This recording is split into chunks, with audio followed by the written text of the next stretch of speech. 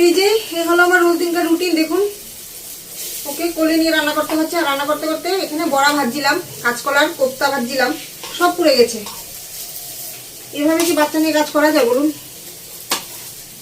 সব পুড়ে ছাই হয়ে যাচ্ছে। এই যে দেখুন পুড়ে গেছে, কি করবো, কিছু করার নেই। এখন আমার রোজ দিন এভাবেই কাটছে।